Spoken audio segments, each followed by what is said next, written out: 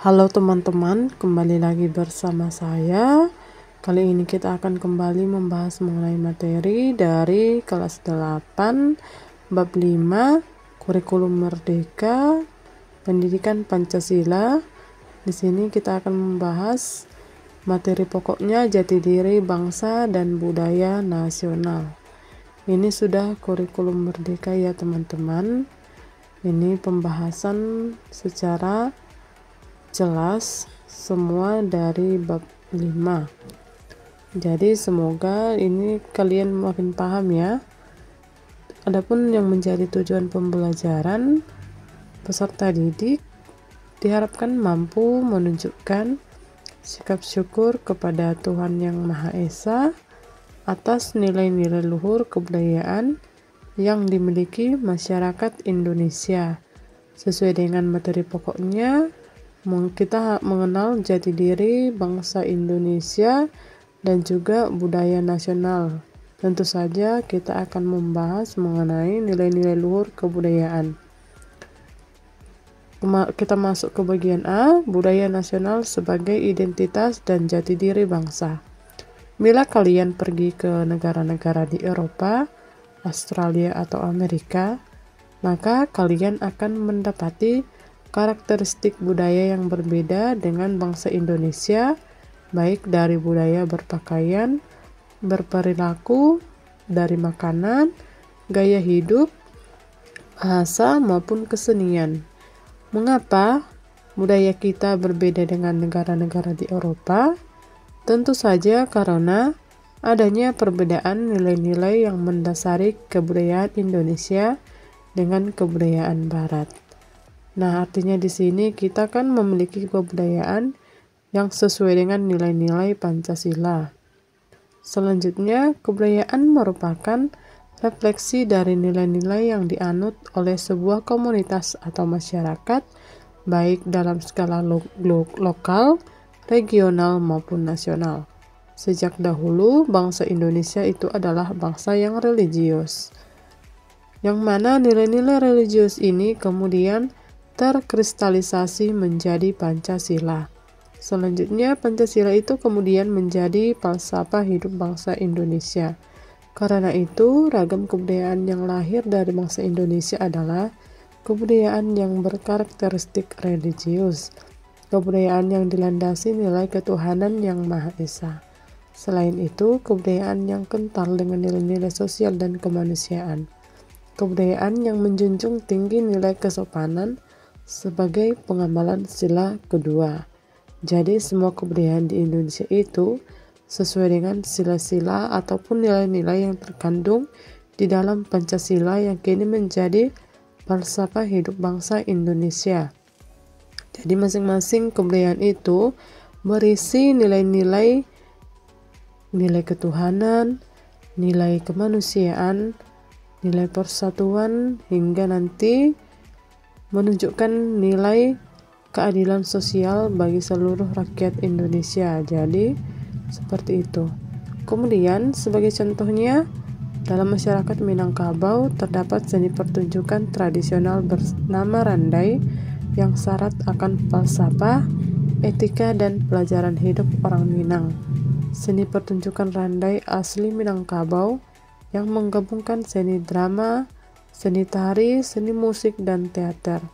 Randai merupakan salah satu permainan tradisional di Minangkabau yang dimainkan secara berkelompok membentuk lingkaran, kemudian melangkahkan kaki secara perlahan sambil menyampaikan cerita dalam bentuk nyanyian secara bergantian. Inilah salah satu contoh dari kebudayaan Indonesia. Dalam masyarakat Serang, Banten, terdapat seni pertunjukan terebang gede yang syarat nilai-nilai spiritualitas dan sosial. Seni pertunjukan terebang gede adalah kesenian tradisional Banten yang berupa tarian dan alat musik. Kesenian ini berkembang pada masa penyebaran agama Islam di Banten. Jadi ini adalah yang kedua kebudayaan pada masyarakat Indonesia, khususnya di Serang, Banten. Ada namanya pertunjukan terebang gede yang menunjukkan adanya tarian dan alat musik sebagai bentuk kebudayaan pada masyarakat Indonesia, yang mana ini dikembangkan saat penyebaran agama Islam di Banten. Jadi ini menunjukkan kalau kita itu terbuka terhadap kebudayaan-kebudayaan yang baru.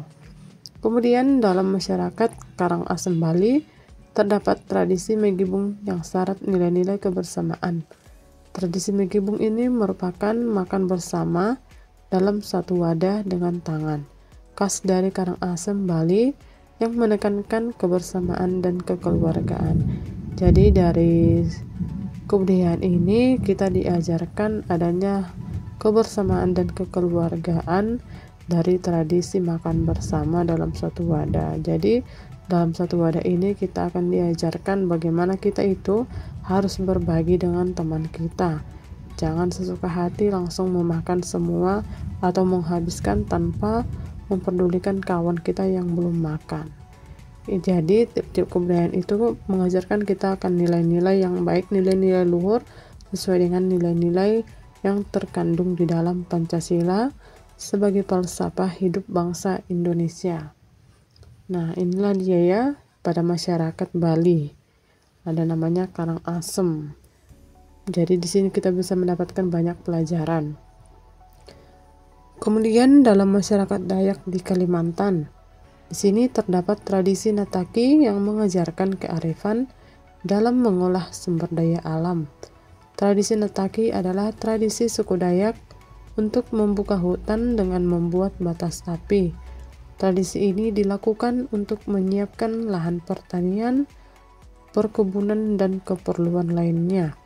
Jadi untuk masyarakat Kalimantan, biasanya itu mereka ketika akan membuka lahan, jadi ada tradisinya ya. Jadi tidak sembarangan untuk membuka lahan karena hutan mereka itu kan terkenal luas. Jadi ada beberapa tradisi, ada beberapa batasan yang harus mereka lakukan ketika mereka akan membuka pertanian yang baru.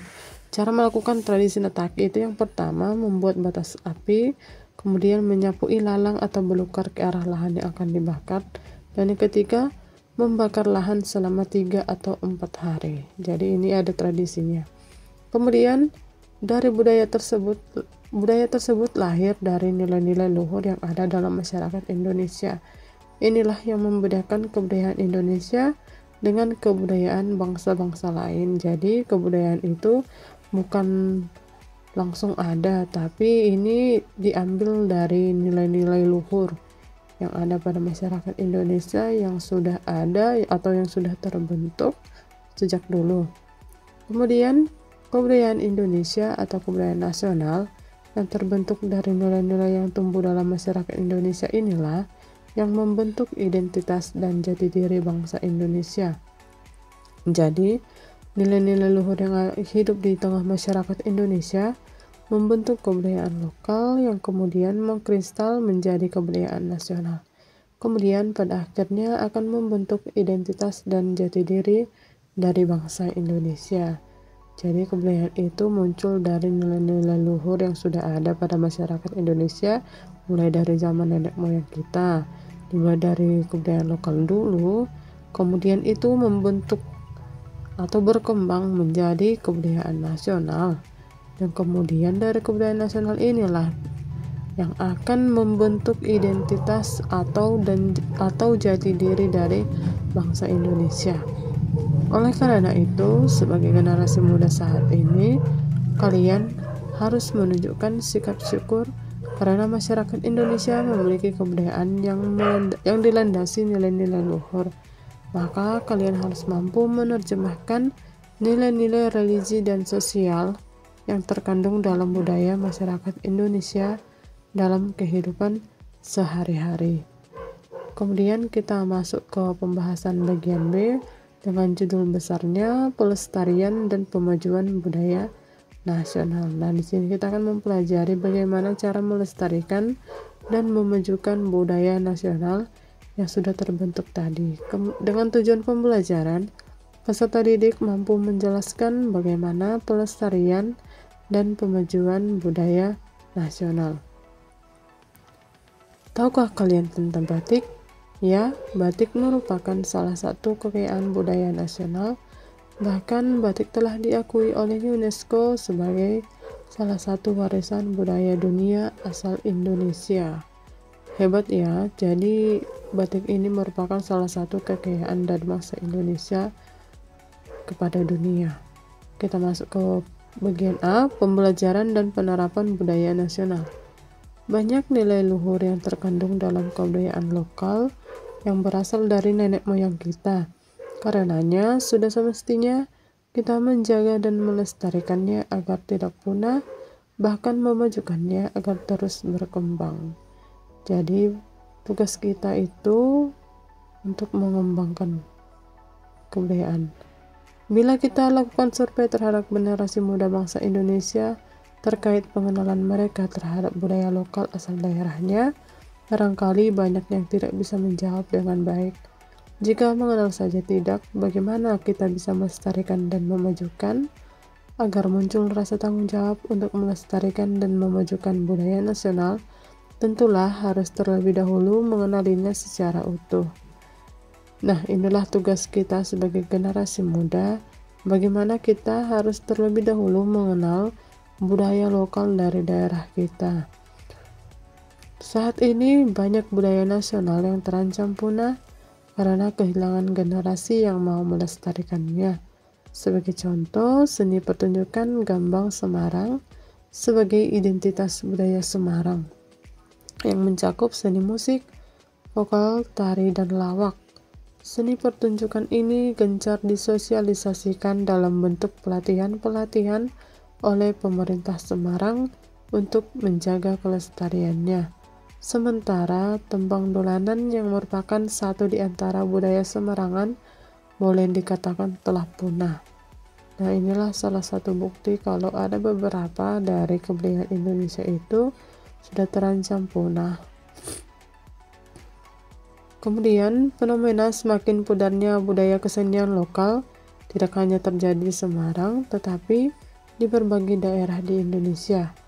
Generasi muda masa kini lebih memilih dan menyukai kesenian musik modern seperti drum band, gitar, biola, dan lainnya. Bahkan di sekolah-sekolah perkotaan banyak didapati kegiatan ekstrakurikuler drum band. Melestarikan dan memajukan kebudayaan nasional sejatinya amanah konstitusi negeri ini. Sesuai dengan pasal 32 ayat 1 dan 2 Undang-Undang Dasar menyebutkan pada ayat yang pertama dikatakan, negara memajukan kebudayaan nasional Indonesia di tengah peradaban dunia dengan menjamin kebebasan masyarakat dalam memelihara dan mengembangkan nilai-nilai budayanya. Sementara di ayat yang kedua, negara menghormati dan memelihara bahasa daerah sebagai kekayaan dari budaya nasional. Jadi di sini Undang-Undang Dasar itu memiliki peran yang penting di dalam upaya melestarikan dan memajukan kebudayaan nasional, terutama itu sesuai dengan pasal 32 ayat 1 dan 2. Jadi bukan hanya tugas kita saja ya sebagai untuk melestarikan dan memajukan kebudayaan Indonesia, tentu saja kita memerlukan dukungan dari negara. Kemudian, sebagai penerjemahan dari amanat Undang-Undang Dasar tahun 1945, pemerintah bersama DPR telah mengesahkan Undang-Undang Dasar Nomor 5 Tahun 2017 tentang pemajuan kebudayaan. Dengan adanya undang-undang ini, maka upaya yang mesti dilakukan oleh bangsa Indonesia bukan sekedar pelestarian budaya, melainkan pelestarian dan pemajuan budaya. Jadi istilahnya di sini kita bukan hanya melestarikan saja, tapi memajukan atau mengembangkan budaya yang sudah ada, supaya semua budaya itu tidak punah seperti beberapa kebudayaan yang lain yang sudah mulai terancam punah. Jadi tugas kita untuk tetap menjaga dan melestarikannya. Jika pelestarian lebih bermakna merawat dan mempertahankan, pemajuan bermakna melakukan upaya-upaya agar budaya nasional terus berkembang, sehingga keragaman budaya yang kita miliki berdampak pada meningkatnya kesejahteraan rakyat Indonesia, memandu pembentukan karakter bangsa, serta mempengaruhi perkembangan peradaban dunia. Pokok-pokok pikiran pelestarian dan pemajuan kebudayaan nasional sekurang-kurangnya tertuang dalam pasal 1, pasal 4, dan pasal 5. Pasal 1 menyebutkan tentang pengertian kebudayaan nasional dan pemajuan kebudayaan. Ayat yang pertama, kebudayaan adalah segala sesuatu yang berkaitan dengan cipta, rasa, karsa, dan hasil karya masyarakat. Ayat yang kedua, kebudayaan nasional Indonesia adalah keseluruhan proses dan hasil interaksi antar kebudayaan yang hidup dan berkembang di Indonesia. Ayat yang ketiga, pemajuan kebudayaan adalah upaya meningkatkan ketahanan budaya dan kontribusi budaya Indonesia di tengah peradaban dunia melalui perlindungan, pengembangan, pemanfaatan, dan pembinaan kebudayaan. Jadi didukung juga sesuai dengan pasal 1, pasal 4, dan pasal 5 yang menunjukkan pokok-pokok pikiran pelestarian. Sementara pasal 4 menyebutkan tentang tujuan pemajuan kebudayaan, yaitu sebagai berikut. Yang pertama, mengembangkan nilai-nilai luhur budaya bangsa. Yang kedua, memperkaya keberagaman budaya. Yang ketiga, memperteguh jati diri bangsa. Yang keempat, memperteguh persatuan dan kesatuan bangsa. Yang kelima, mencerdaskan kehidupan bangsa. Keenam, meningkatkan citra bangsa. Ketujuh, mewujudkan masyarakat madani. Kedelapan, meningkatkan kesejahteraan rakyat. Kesembilan, melestarikan warisan budaya bangsa. Dan yang kesepuluh, mempengaruhi arah perkembangan peradaban dunia sehingga kebudayaan menjadi haluan dari pembangunan nasional. Itulah dia ke-10, tujuan pemajuan kebudayaan sesuai dengan pasal keempat. Jangan lupa yang ke-10 ini. Ada banyak hal yang harus kita lakukan untuk mengembangkan kebudayaan nasional. Kemudian selanjutnya pada pasal kelima menyebutkan objek pemajuan kebudayaan meliputi yang pertama tradisi lisan, yang kedua manuskrip, yang ketiga adat istiadat, yang keempat ritus, yang kelima pengetahuan tradisional, 6 teknologi tradisional, 7 seni, 8 bahasa, 9 permainan rakyat, ke-10 olahraga tradisional. Undang-undang ini lahir sebagai pedoman bagi pemerintah dan pemerintah daerah dalam melindungi, mengembangkan, memanfaatkan, dan membina objek-objek pemajuan kebudayaan yang hidup dan berkembang di tengah kemajemukan masyarakat Indonesia. Jadi jangan lupa juga ya, ini sesuai dengan pasal yang kelima, ada 10 objek pemajuan kebudayaan. Meskipun demikian, tentu saja tidaklah bijak bila kita menyerahkan sepenuhnya upaya pelestarian dan pemajuan budaya nasional kepada pemerintah. Sebagai warga negara yang mewarisi ragam budaya nasional tersebut, maka kita sebagai masyarakat juga dituntut berperan serta. Beberapa langkah yang bisa kita lakukan dalam melestarikan dan memajukan budaya nasional adalah sebagai berikut. Yang pertama, pembelajaran dan penerapan budaya nasional. Mempelajari ragam budaya nasional merupakan langkah awal untuk menumbuhkan rasa cinta terhadap budaya nasional.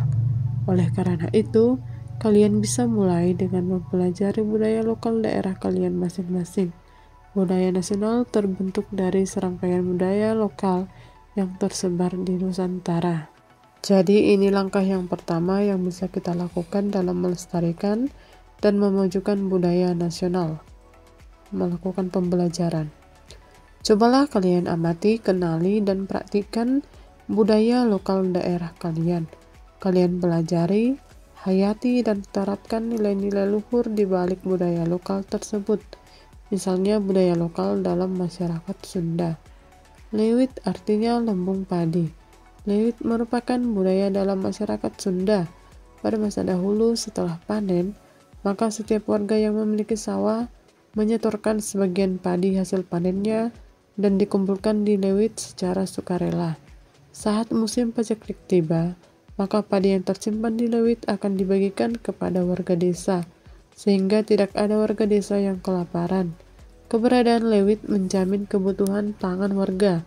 Dalam budaya lewit terdapat nilai-nilai luhur bangsa Indonesia, di antaranya kesetiakawanan, rasa sosial, solidaritas, dan kebersamaan. Jadi ini salah satu contoh budaya lokal yang perlu kita tiru, yang perlu kita lestarikan. Karena dari sini kita bisa memperoleh nilai-nilai luhur kebersamaan pada masyarakat Indonesia, sehingga negara kita itu tetap bisa terjaga dengan baik. Nah, kali ini kita masuk ke tugas kelompok. Di sini kita akan membentuk kelompok. Yang pertama, dalam kelompok itu nanti kalian akan membahas tiga topik. Yang terakhir nanti kalian akan mempresentasikannya ke depan. Yang pertama itu kalian temukan dulu 3 budaya lokal dari daerah kalian. Kemudian menemukan 3 budaya lokal dari luar daerah kalian. Kemudian dari 6 budaya lokal ini nanti kalian membuat esai atau tulisan pendek dan kalian akan presentasikan. Kemudian kita masuk ke yang kedua, sosialisasi dan promosi kebudayaan nasional. Sosialisasi dan promosi kebudayaan menjadi upaya penting untuk menjaga kelestarian dan kemajuan budaya nasional. Kegiatan ini bisa dilakukan dalam skala lokal, regional maupun nasional. Pada lingkup sekolah pun sangat memungkinkan diselenggarakan semacam festival kebudayaan. Bahkan pada lingkup kelas sekalipun, misalnya festival kuliner Nusantara. Inilah upaya yang kedua yang bisa kita lakukan, melakukan sosialisasi dan promosi kebudayaan nasional supaya daerah yang lain itu mengetahui tentang budaya lokal kita. Nah, dari sini kita kembali membentuk kelompok yang mana setiap kelompok mencari dan menemukan makanan khas satu daerah. Jika memungkinkan, kalian membuat atau membeli makanan khas tersebut. Namun jika tidak memungkinkan, kalian bisa menggambarnya secara visual dalam bentuk presentasi. Nah, yang ketiga, adaptasi kebudayaan lokal. Adaptasi kebudayaan lokal terhadap unsur-unsur baru bisa menjadi alternatif upaya untuk melestarikan dan memajukan budaya lokal. Adaptasi ini tanpa menghilangkan substansi makna dari kebudayaan lokal tersebut. Dengan adanya adaptasi terhadap unsur-unsur kebaruan, diharapkan generasi muda tertarik untuk mempelajari dan melestarikan budaya lokal. Nah, upaya yang ketiga, melakukan adaptasi ya. Jadi di sini kita disuruh untuk mempelajari dan melestarikan budaya lokal yang sudah ada. Nah, kita masuk ke bagian C, budaya nasional sebagai alat pemersatu bangsa. Apakah kalian tahu batik? Batik merupakan salah satu kekayaan budaya nasional dan telah diakui oleh UNESCO, yang merupakan salah satu badan PBB yang menangani pendidikan, ilmu pengetahuan, dan kebudayaan. Mengapa batik diakui sebagai salah satu warisan budaya dunia? Jadi batik itu asli dan merupakan budaya dari Indonesia. Nah, berikut 3 alasan batik diakui sebagai warisan budaya dunia, yaitu yang pertama, ilmu membatik diturunkan dari generasi ke generasi, mulai dari canting, cara mencanting, motif dan coraknya sampai pewarnaannya. Yang kedua, batik menjadi bagian dari kehidupan masyarakat Indonesia, khususnya masyarakat Jawa, mulai dari menggendong bayi, khitanan atau sunatan, pernikahan, hingga menutup jenazah yang sudah meninggal, semuanya menggunakan batik. Ketiga, batik digunakan oleh masyarakat Indonesia sebagai pakaian sehari-hari sejak dahulu hingga saat ini. Batik bukan hanya digunakan oleh masyarakat Jawa, namun juga dikenakan masyarakat Sumatera, Kalimantan, Sulawesi, Papua, dan lain-lain. Jadi inilah yang menjadi alasan yang mengatakan kalau batik itu diakui sebagai warisan budaya dunia. Bukan hanya 1 atau 2 daerah saja yang memakai, namun secara keseluruhan seluruh masyarakat Indonesia sudah mengenakannya. Keragaman budaya nasional dapat membangun semangat nasionalisme dan mempersatukan bangsa Indonesia melalui nilai-nilai luhur, toleransi, dan gotong royong. Keragaman budaya memperkaya identitas nasional.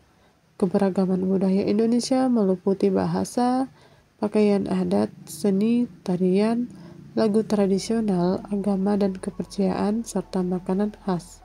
Keragaman budaya dapat menumbuhkan rasa cinta tanah air. Keberagaman budaya merupakan kekayaan yang dimiliki bangsa Indonesia. Semboyan Bhinneka Tunggal Ika mendorong bangsa Indonesia untuk merayakan keberagaman sebagai kekuatan. Gotong royong merupakan salah satu alat pemersatu bangsa Indonesia. Nilai-nilai luhur yang khas dan membudaya di masyarakat Indonesia seperti gotong royong, saling tolong-menolong, ramah santun, toleran, dan peduli terhadap sesama dapat mempersatukan bangsa. Kita masuk ke bagian D, kebudayaan nasional dan tantangan era globalisasi. Apakah kalian memiliki batik di rumah? Seberapa sering kalian memakai batik dalam sebulan? Jika kalian perhatikan, motif dan corak batik berbeda-beda. Inilah kekayaan budaya batik masyarakat Indonesia yang tidak dimiliki oleh bangsa-bangsa lain. Karenanya, kalian harus bangga dengan ragam budaya nasional.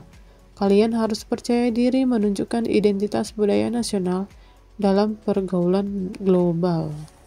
Inilah alasannya kenapa kita harus tetap menggunakan atau memakai batik sebagai kebudayaan. Tahukah kalian, pada 2 Oktober 2009, UNESCO telah resmi mengesahkan batik sebagai salah satu warisan budaya asli Indonesia. Pencapaian ini tidaklah didapat dengan mudah. Pengakuan ini merupakan buah dari promosi budaya batik ke kancah global. Meski sempat diwarnai ketegangan dengan Malaysia yang mengklaim batik motif parang rusak sebagai budaya Malaysia, tetapi pada akhirnya UNESCO mengesahkan batik sebagai warisan budaya dunia asli dari Indonesia. Jadi ini tidak secara langsung batik itu dijadikan sebagai budaya Indonesia ya. Karena itu, sebagai generasi muda, kalian dituntut mampu menyuarakan dan mempromosikan budaya nasional di kancah global. Salah satu cara yang bisa kalian tempuh adalah mengikuti festival budaya internasional. Kalian bisa proaktif mengusulkan kepada sekolah agar bisa mengirimkan siswa dan siswinya mengikuti ajang festival kebudayaan internasional. Hal ini juga sebagai wadah aktualisasi kegiatan ekstrakurikuler kesenian yang ada di sekolah. Inilah yang bisa kita lakukan untuk mempromosikan budaya nasional. Sebagai contoh, sebuah sekolah tingkat SMP di Tangerang Selatan berhasil mengirimkan siswa-siswinya mengikuti festival kebudayaan internasional di Turki. Keberangkatan mereka dilepas oleh wali kota Tangerang Selatan ketika itu. Mereka berangkat ke Turki untuk mempromosikan ragam budaya tarian khas Indonesia. Mereka mementaskan tari saman asal Aceh, tari genjreng asal Jawa Barat, dan tarian-tarian lainnya. Inilah promosi yang bisa kita lakukan untuk mengenalkan budaya Indonesia. Selain aktif mengikuti festival kebudayaan internasional, upaya menjaga budaya nasional dari tantangan globalisasi juga bisa dilakukan dengan aktif membuat konten seputar budaya nasional, lalu mengunggahnya ke laman-laman kebudayaan. Perkembangan teknologi informasi meski dimanfaatkan dengan baik untuk mempromosikan budaya nasional ke dunia internasional. Ini tentu bisa kita lakukan sebagai generasi muda, men-share budaya nasional kita. Pada sisi negara, pemerintah semestinya secara rutin dan aktif mendaftarkan hak paten budaya nasional Indonesia ke UNESCO. Selain itu, membuat program promosi dan publikasi budaya nasional ke masyarakat internasional. Kekayaan ragam budaya nasional mestinya mampu menarik wisatawan mancanegara untuk datang ke Indonesia. Hal ini akan menghasilkan devisa bagi negara dan meningkatkan kesejahteraan rakyat Indonesia. Tentunya negara juga berperan untuk mendaftarkan hak paten. Ketika bangsa Indonesia aktif mempromosikan budaya nasional ke kancah global, maka budaya nasional akan semakin dikenal oleh masyarakat internasional. Hal ini bisa mencegah klaim sepihak oleh bangsa lain atas kekayaan budaya nasional. Selain itu, juga berdampak positif bagi citra dan posisi negara Indonesia dalam dunia internasional. Seperti yang tadi ya, batik itu sempat diklaim oleh bangsa lain. Namun demikian, selain menyimpan sisi peluang, era globalisasi yang ditandai dengan kemajuan teknologi juga menyimpan ancaman bagi eksistensi budaya nasional. Beberapa kearifan lokal masyarakat Indonesia tergusur oleh kehadiran teknologi yang merambah berbagai dimensi kehidupan. Inilah dia tantangan dari teknologi. Penggunaan teknologi perlu diimbangi dengan mempertimbangkan kearifan lokal agar budaya nasional tetap terjaga. Kita tidak menafikan sisi positif dari teknologi, namun nilai budaya nasional tetap mesti dijaga. Karena itu, pemikiran yang mesti dikedepankan adalah mencari titik temu antara keduanya agar justru saling menguatkan. Inilah dia penggunaan teknologi. Contohnya, tradisi bertani tradisional yang syarat dengan nilai-nilai gotong royong dan kebersamaan perlu dipertemukan dengan teknologi mesin traktor yang menghadirkan efisiensi. Hal ini bisa diwujudkan misalnya dengan sistem tandur padi bersama-sama usai pembajakan sawah menggunakan mesin traktor. Dengan demikian, budaya gotong royong dan kebersamaan tidak hilang. Namun pemanfaatan teknologi dalam pengolahan sawah juga bisa dilakukan untuk efisiensi biaya produksi. Karena itu, kita perlu melakukan filterisasi dan membatasi. Kita tidak bisa menolak kehadiran teknologi karena menghadirkan efisiensi pada berbagai aspek kehidupan. Namun demikian, pada skala tertentu, semestinya kita mampu membatasi penggunaan teknologi agar budaya dan kearifan lokal bisa tetap terjaga. Jadi harus dibatasi penggunaan teknologi. Nah, di sini budaya nasional dan tantangan global. Yang pertama itu dengan mengikuti festival kebudayaan internasional. Yang kedua, mempublikasikan konten seputar budaya nasional. Dan yang ketiga, mendaftarkan hak paten budaya nasional ke UNESCO. Ini 3 tahapan yang bisa kita lakukan ya. Nah, demikianlah materi kita untuk kali ini. Sekian dan terima kasih.